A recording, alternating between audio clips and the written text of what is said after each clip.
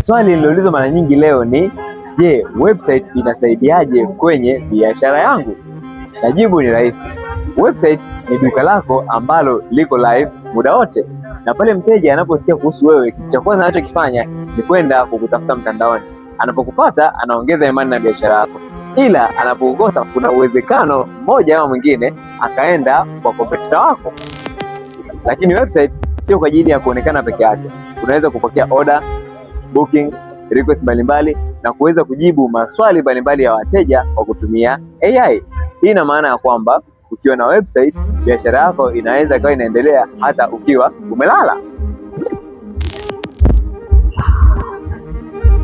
Sasa kama unatembelea Sabasaba, hakikisha umepita kwenye banda la Swahili Sparks ili tuweze kuonesha ni kwa namna gani website inaweza kukuza biashara yako. Teknolojia.